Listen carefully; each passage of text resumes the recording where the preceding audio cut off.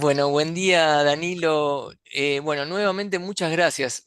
Hace ya varios años que venimos aprendiendo con vos, compartiendo distintos espacios acá en Buenos Aires, en Córdoba.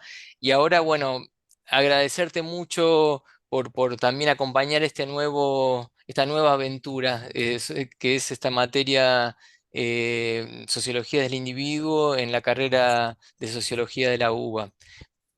Nuevamente, bueno, muchas gracias, Danilo. Gracias a Pablo, a ti por la nueva invitación y por esta posibilidad de volver a intercambiar con todos ustedes. En lo que me pidió Pablo, como intervención, como discusión, conversación con ustedes, he pensado estructurarlo para no hacer doble uso con el curso que él y otros colegas le van a dictar, presentarlo sobre la forma de 10 preguntas y respuestas, obviamente, a interrogantes que tal vez muchos de ustedes o algunas de ustedes se han hecho sobre la sociología del individuo y tal vez nunca se atrevieron a preguntar. La primera pregunta creo yo que es legítima, profundamente legítima. Es que existe algo como una sociología del individuo. Digamos que las escuelas, los paradigmas, son el resultado de puestas en forma académicas y en muchos de los casos son reconstrucciones a posteriori o retrospectivas. No es seguro que la escuela de Frankfurt, tal vez los grupos más constituidos, se haya representado como escuela. No es el caso, en todo caso, de la escuela de Chicago, primera o segunda generación, en economía o en sociología, etcétera. Y en estos procesos de institucionalización, la aparición de grupos de trabajo dentro de los congresos o asociaciones internacionales o nacionales de sociólogos es muy importante. A mi conocimiento, por ejemplo, salvo en Colombia, creo que aún no hay una institucionalización de la ideología del individuo en agrupaciones de sociólogos nacionales o internacionales. En todo caso, digamos que la ideología del individuo es un proceso en marcha, del cual, entre paréntesis, el curso que ustedes están siguiendo forma parte, porque contribuye a una institucionalización académica de un conjunto de trabajo con orientaciones sociológicas muy diferentes, solo va a ser explícito, pero sobre todo creo que a pesar de esos desacuerdos de orientaciones, algo es común a esta sociología del individuo, y me parece que es importante subrayarlo. Existe en esos trabajos una sensibilidad sociológica particular hacia las singularidades y los procesos estructurales de fabricación de las singularidades. Y entonces, a la primera pregunta, ¿existe? Sí, por supuesto, porque hay una nueva sensibilidad sin desconocer la importancia del estudio sobre los individuos en todas las sociologías clásicas, ya sea en Europa, Estados Unidos o en América Latina. Segunda pregunta que uno se puede formular. Si practico la sociología del individuo, ¿es que estoy condenado a hacer una microsociología? Aquí, digamos que en sí mismo la perspectiva no es problemática. Muy importantes orientaciones de estudio desde la segunda mitad del siglo XX desarrollaron una mirada sociológica que se centró a nivel de las interacciones. Digo bien, a nivel de los individuos y todas sus interacciones. Fue importante recordarlo, una revolución analítica muy importante. Porque por asombroso que parezca, la sociología clásica, y en América Latina hasta casi finales del siglo XX, descubrió este nivel de la realidad. Como a veces se dice de manera un poco cómicas, es curioso, pero nunca nadie va a comprar el pan en la obra de Marx, o nunca alguien toma un bus en la obra de Parsons, o etcétera, etcétera. Este nivel de la realidad, la microsociología, fue una auténtica innovación teórica muy importante, que demoró mucho tiempo desarrollarse en América Latina. Y digamos que efectivamente muchas de las perspectivas de la sociología del individuo, pienso en los estudios de transacción identitaria, pienso en los estudios del disposicionalismo, pueden pensar, sí, tienen vocación auténtica de ser microsociologías. Sin embargo, pasaré un momento, otras perspectivas de la sociología del individuo intentan proponer unas visiones más generales, más macrosociológicas, ustedes. Digamos entonces que lo propio de las microsociologías del individuo, pero también de las macrosociologías, regreso en un instante, es que tienen unas sensibilidades específicas. No se interesan tanto necesariamente por las interacciones, cuanto por lo concreto de las experiencias sociales. Y allí aparece, sí, algo que es distintivo dentro incluso de las microsociologías. Esa es la pregunta legítima sociológica que se puede formularme. ¿Es que se puede hacer una macrosociología, una sociología general, si ustedes quieren, desde la sociología del individuo? La respuesta es sí. Y yo diría que hay muchas maneras de hacerlo. Voy a solo mencionar tres. La primera, creo que se pueden hacer sendos estudios para estudiar las variantes del individualismo, y creo que en América Latina, dada la fuerza de la matriz liberal, regresaré un momento, se pueden hacer muchos trabajos de análisis crítico de ideologías del individualismo, que es casi un terreno virgen de estudio. La segunda perspectiva es sociología histórica interpretativa. Muchos trabajos han intentado entender los vínculos que existen entre, por ejemplo, el capitalismo, pero también el humanismo o el romanticismo, con el desarrollo de representaciones particulares del individuo y del sujeto. Y esto abre a discusiones muy interesantes de la ideología del individuo, con trabajos de psicología histórica, de la antropología, de la filosofía política, y por supuesto de las distintas representaciones que del sujeto se han dado en el arte, la literatura o las artes plásticas en diferentes momentos de la historia.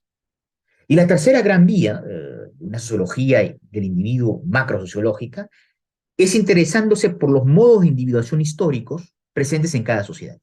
Digamos que tal vez lo más universal, pongo 5 comillas, que existe en un colectivo humano, es la existencia de individuos. Todas las sociedades están fabricadas en torno a individuos, pero todas las sociedades tienen modalidades distintas de fabricar los individuos. Y por lo tanto, en esta especificidad es lo importante tratar de comprender cómo los diferentes colectivos sociohistóricos producen diferentes tipos de individuos a través de diferentes tipos de trabajo institucional o pruebas colectivas. Existe un tipo de individuación moderno, que duda cabe, pero existe también modos de individuación comunitarios, que fabrican individualidades muchas veces insuficientemente teorizados, analizados o diagnosticados. Entonces sí es posible formular una teoría de la sociología del individuo que tenga visos o pretensiones macrosociológicas. En este caso, esto lleva de alguna manera a complejizar las relaciones entre los fenómenos estructurales y las experiencias sociales. Y muchas nociones, como la noción de experiencia, la noción de prueba, los relatos de vida, por supuesto, intentan dar cuenta a escala y no solo a nivel de los individuos de esta transformación, de esta representación de los fenómenos colectivos. Cuarta pregunta que seguramente algunas y algunos se hacen. ¿Es que la sociología del individuo no implica una mera representación antropocéntrica en un momento cuando la sociología se abre a un cuestionamiento de la dicotomía humanos y no humanos, de una forma de agencias? Pregunta importante, vayamos por partes. En primer lugar, relativicemos la novedad de lo humano y lo no humano. Al final de cuentas, el estructuralismo en los años 1960, o la nueva novela, el Nouveau Roman en los años 60, intentaron descripciones del mundo fáctico en ausencia de toda representación del sujeto humano. Relativicemos, por ende, la novedad de la perspectiva. Pero si nos centramos y tomamos en serio, hay que hacerlo, este tipo de trabajos, digamos que hay dos sorpresas que inmediatamente aparecen. En primer lugar, el hecho de interesarse, tomar en cuenta a la agencia de los no humanos, que algunos llaman los actantes, en realidad cuando ustedes miran atentamente los trabajos que se desarrollan, se perciben y se producen, se analizan desde la sensibilidad de los humanos. Es decir, existe una descentración del analista que se identifica con, ya sea el sistema social, ya sea un dispositivo técnico, ya sea los murciélagos. Pero el punto de vista, inevitablemente, sigue siendo la agencia humana. Y esto relativiza la cuestión de los humanos y los no humanos, unos y otros siendo agentes. Pero la segunda respuesta, la segunda mirada es aún más sorprendente. ¿Qué quiere decir partir de la concepción que el actor es aquel que transforma su entorno y de afirmar que los humanos a veces, muchas veces, no transforman el entorno y que muchos dispositivos técnicos sí transforman activamente el entorno? Más allá de la novedad aparente de las visiones, estamos en lo que la muy buena sociología humanista de tradición marxista llamaba la alienación, la reificación. Es decir, un mundo en donde los humanos no actúan y actúan los sistemas. En la cuestión de las discrepancias de la agencia entre humanos y no humanos sean muy sensibles y que siempre está presente la mirada desde los humanos y que la representación del mundo que hacen es un mundo en donde los sistemas aplastan a la agencia de los individuos. Pero tomemos muy en serio lo que están diciendo este tipo de trabajos. Digámoslos cómo la sociología del individuo podría abordarlos. Es cierto que durante mucho tiempo la sociología evacuó el rol de los objetos, digamos las máquinas, en la representación de la vida social. y que esta es una deuda que tiene que ser saldada. Y que la sociología del individuo, como matriz de análisis y mirada específica, intenta hacernos. Se desarrollan muchos estudios que analizan, por ejemplo, los psicólogos más que los sociólogos por el momento, los vínculos afectivos que los individuos desarrollan con objetos, desde talismanes hasta vínculos afectivos con los mal denominados robots. Aparecen estudios de la ecología de la acción que señalan la importancia de los objetos en la estabilización de nuestras relaciones. Pizarras, carpetas, mesas, orden de las sillas en un salón de clases. Aparecen muy importantes trabajos que se interesan a la manera como la cognición está distribuida, como por ejemplo, cuando alguien conduce un automóvil o el cockpit de un avión, es imposible disociar la propia práctica humana de las herramientas técnicas que se poseen. Pero también existen trabajos muy novedosos sobre la revolución que están produciendo los dispositivos o la inteligencia artificial, no para romper la ecuación humanos-no humanos, sino para comprender que los humanos se encuentran hoy en día dentro de un nuevo universo de objetos que nos envuelven. Objetos, entre paréntesis, y acá la teología del individuo puede entrar en diálogo con muchos estudios literarios, que muestran hasta qué punto en la vida ordinaria existe una asombrosa complicación. Algunos hablan de bifurcación de los objetos. Nos cuesta cada vez más desarrollar actividades como objetos que en principio están allí para facilitarnos la vida, pero que complican enormemente la vida cotidiana. Este conjunto de objetos pueden ser perfectamente analizados y deben serlo desde la sensibilidad específica de una sociología del individuo. Quinta pregunta.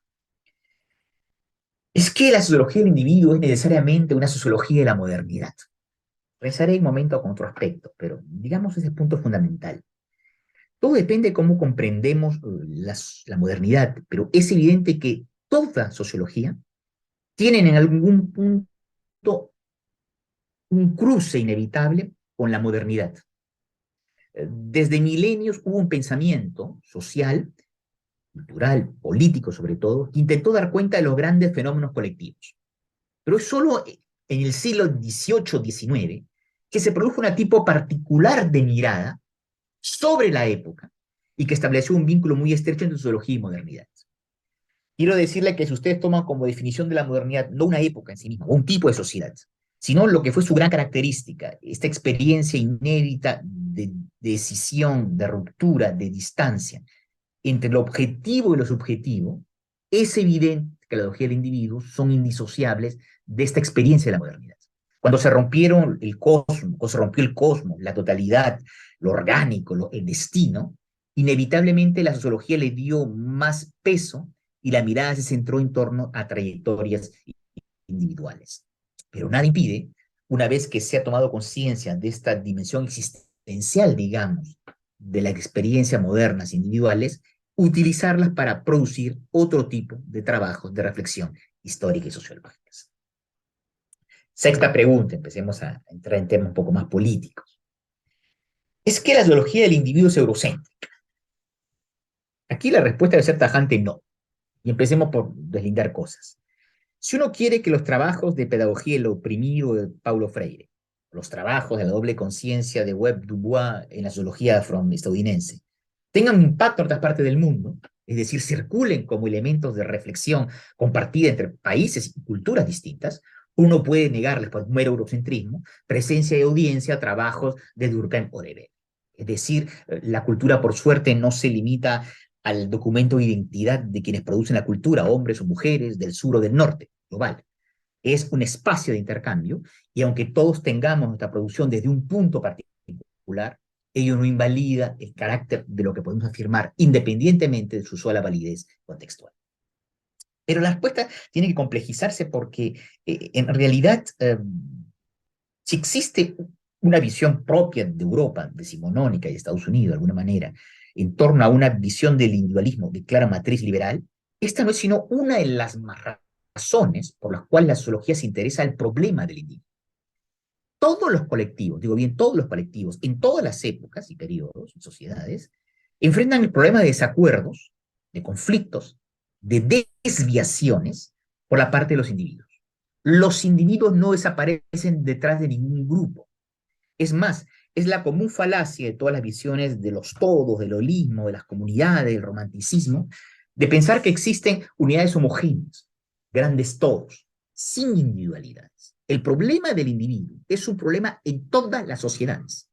En todas las comunidades, por sólidas y orgánicas que ustedes quieran representárselas, existen conflictos, rencillas, desacuerdos. En todas las sociedades existen mecanismos diferentes para contener a los actores individuales.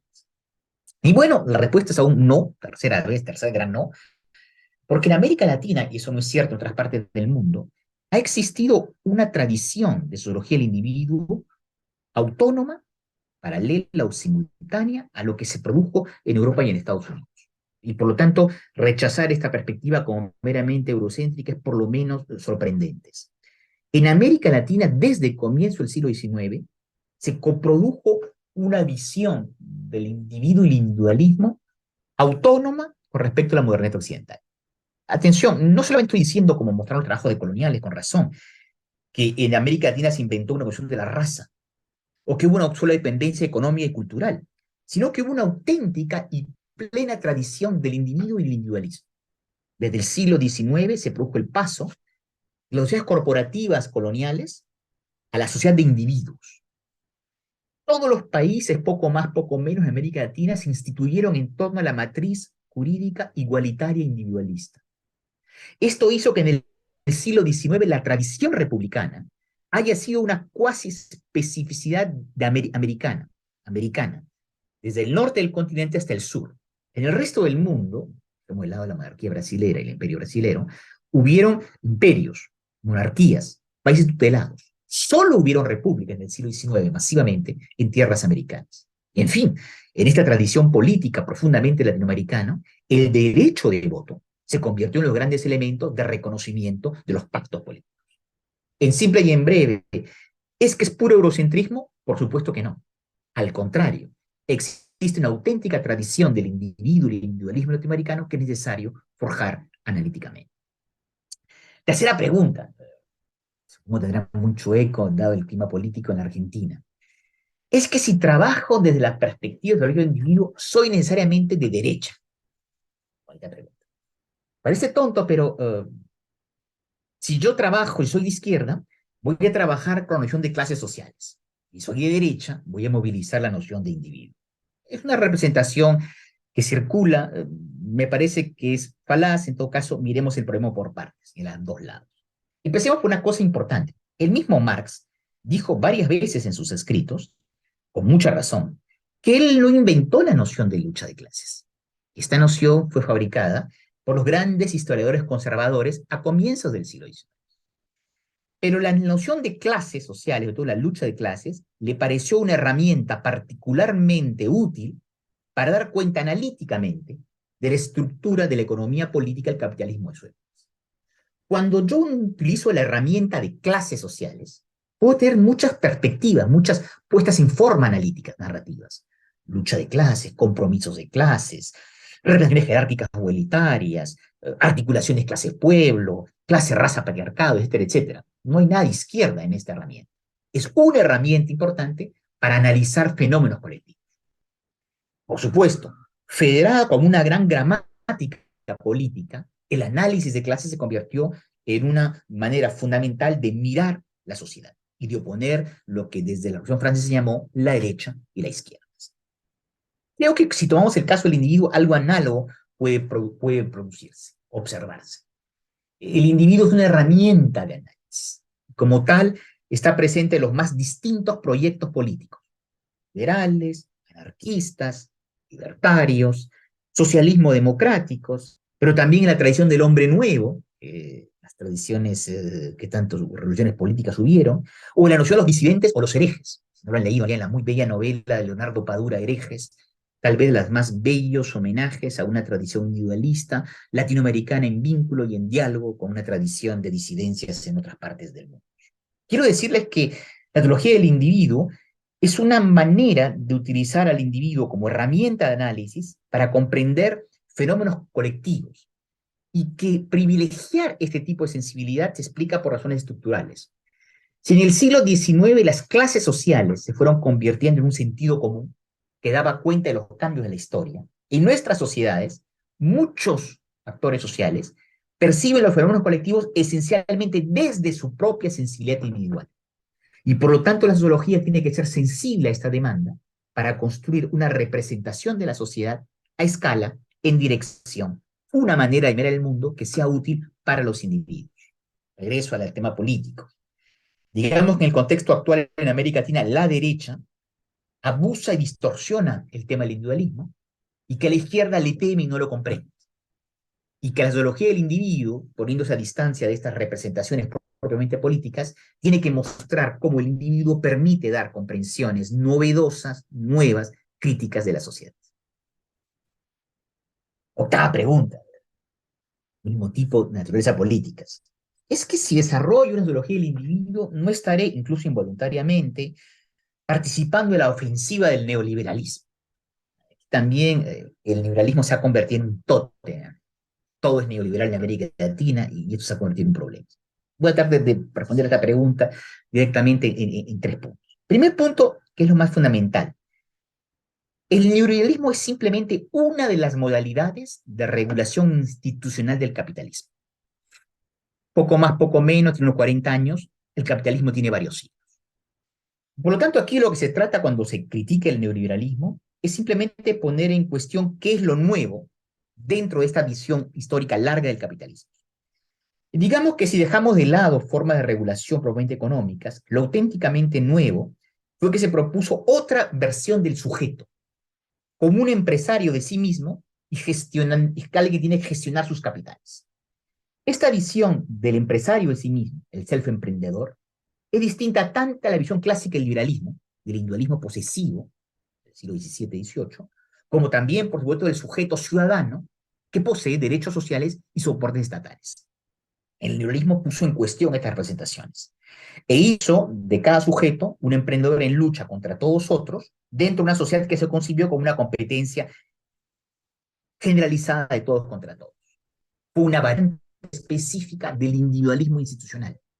Pero las instituciones que cambiaron sus relatos, sus narrativas, sus interpelaciones y que intentaron producir individuos adaptados y de alguna manera imbricados con el mercado.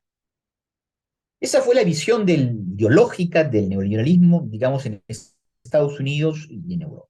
¿Qué sucedió en América Latina? Yo diría que esta visión del sujeto neoliberal fue aplicada de manera relativamente acríticas.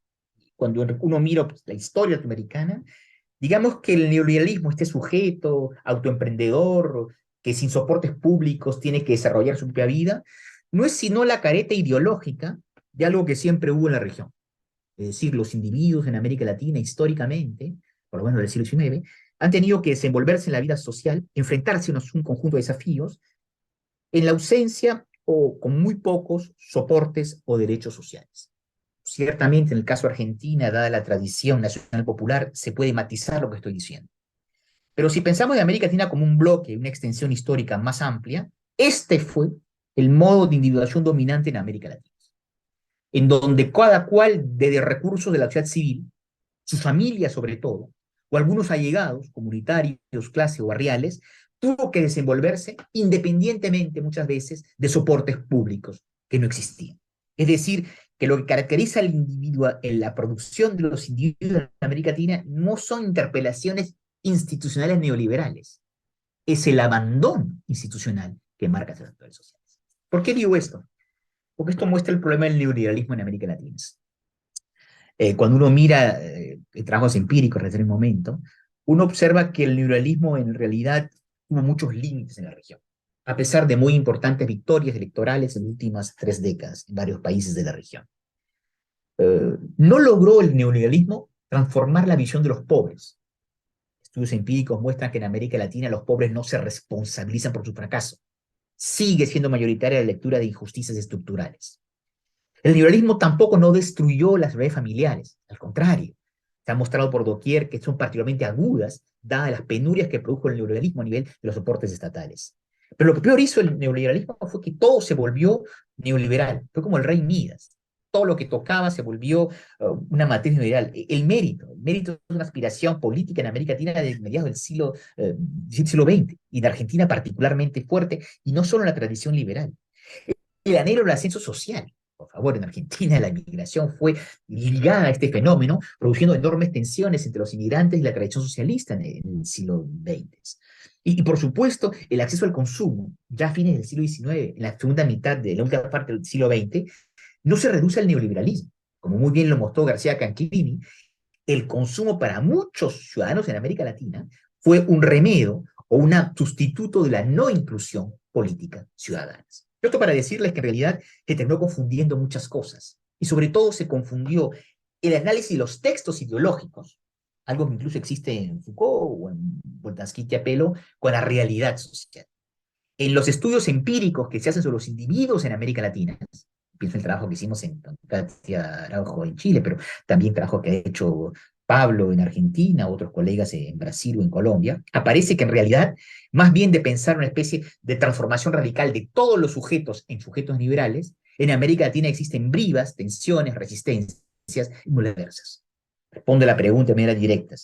No solo a lo que el individuo no es una Dalí de la ofensiva neoliberal, sino que permite disponer de herramientas analíticas para dar cuenta efectivamente de hasta qué punto se transformó o no neoliberalmente la sociedad de Latinoamérica. Novena pregunta. Es que si yo adopto una sociología del individuo, que es una categoría patriarcal, puedo como feminista desarrollar trabajos en esta dirección. Aquí también vayamos por partes.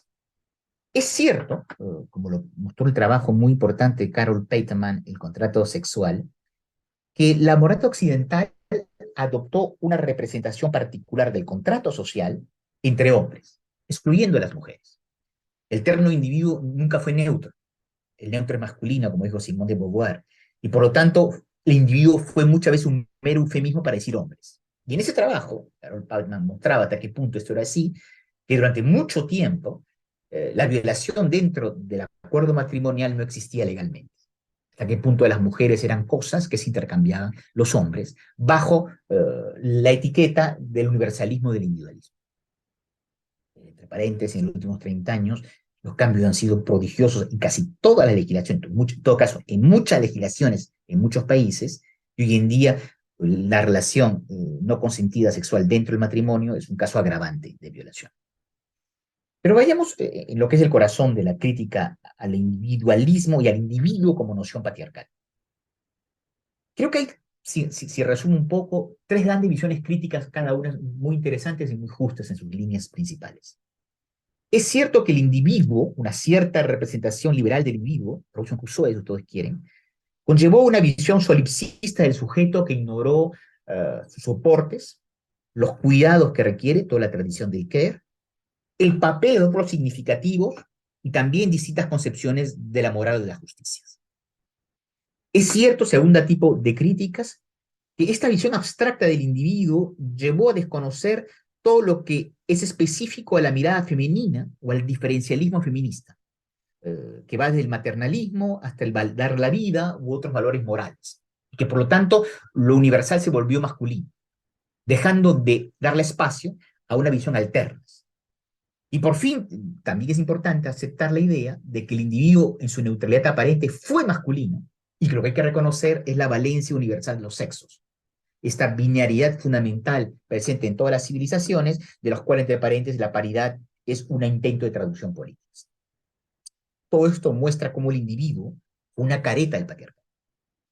Pero al lado de este conjunto de críticas, simultáneamente, antes y después, hay toda otra tradición del feminismo que siempre fue mucho más sensible, si no al individuo como careta ideológica, sí a las dimensiones individualizadas e individuales. Hay una tradición liberal y socialista del feminismo, América desde muy temprano, que se expresó en la defensa del sufragio. Y el sufragio, desde el siglo final del XIX hasta mediados del siglo XX, se defendió en nombre del derecho al voto de los individuos. Es decir, la abstracción fue puesta al servicio de la expresión política igualitaria.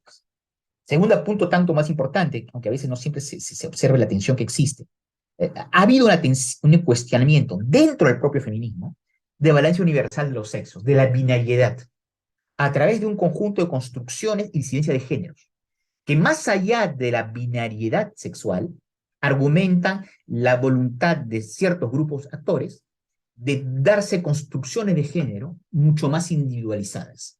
Por lo tanto, la individualización en este caso no es un arma del patriarcado, sino al contrario, una manera de cuestionar desde las experiencias individuales los órdenes impuestos por los géneros binarios.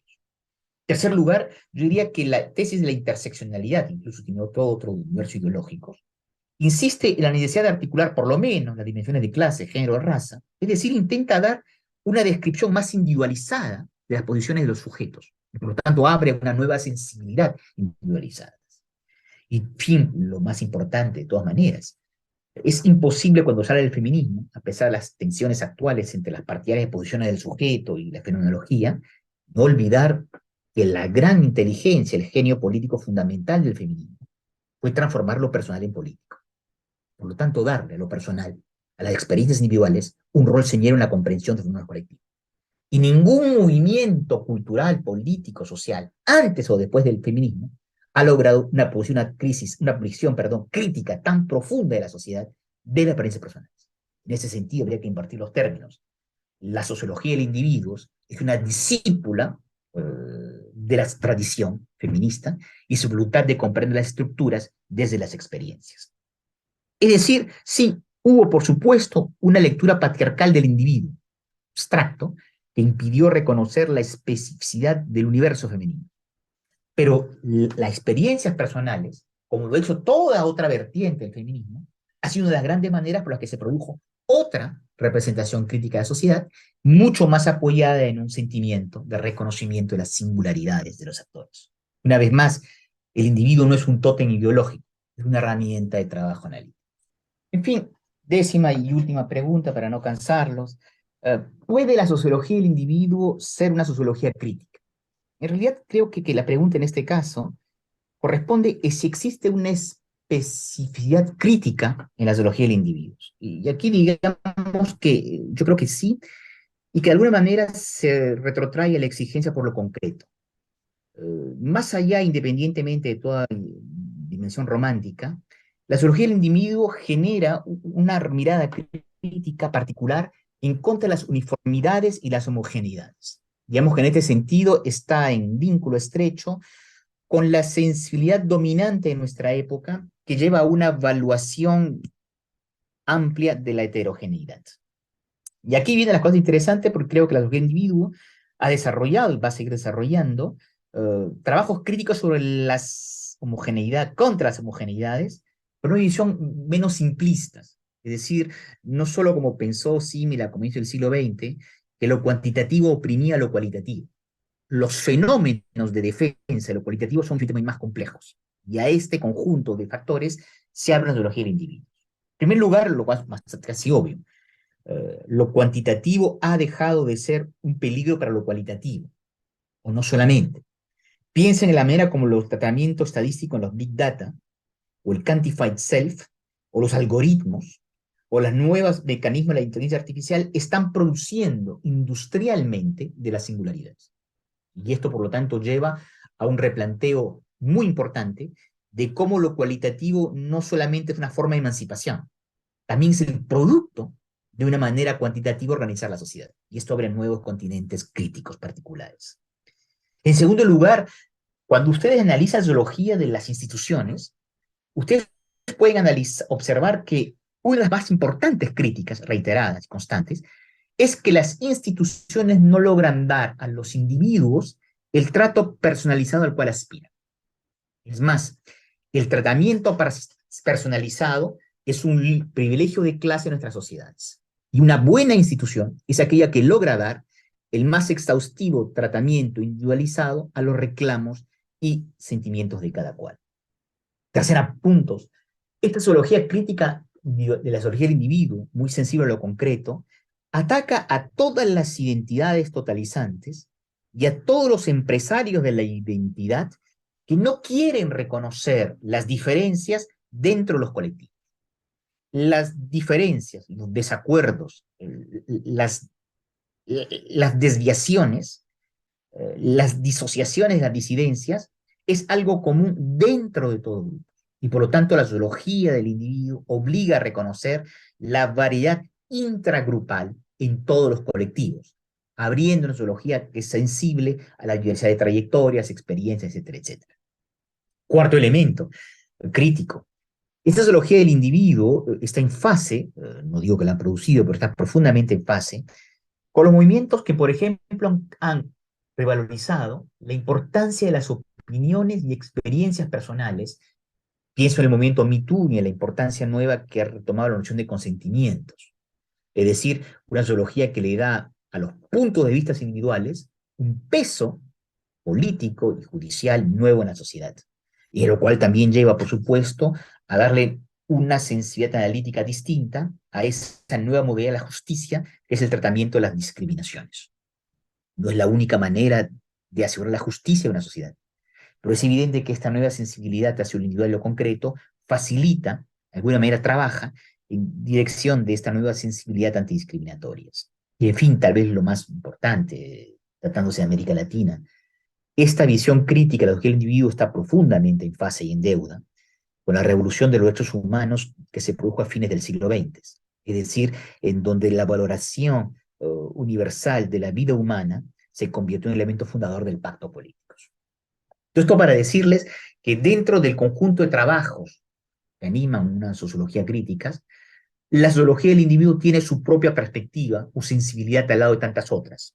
Una en la cual, para decir una vez más con lo que empecé diciendo, se defiende una forma de sensibilidad hacia las individualidades y hacia lo concreto. Y por lo tanto se busca una mejor comprensión de la diversidad de situaciones y de trayectorias de unas u otros actores sociales. En fin, termino con esto. Yo sé que es muy tarde para que no se inscriban en el curso, pero solo para felicitarlos de haberse inscrito en el curso que Pablo y sus colegas le va a dictar, porque si algo hay de específico en la vida del individuo es su vocación de estar en lazo con los cambios y las sensibilidades de nuestra época. Buen curso, mucha suerte. Perdón. Muchas gracias, Danilo. Bueno, brillante y seguro nos va a inspirar mucho durante toda la materia. Y hiciste un recorrido casi completo por todas las preguntas que nos vamos a ir haciendo. Así que bueno, muchas gracias.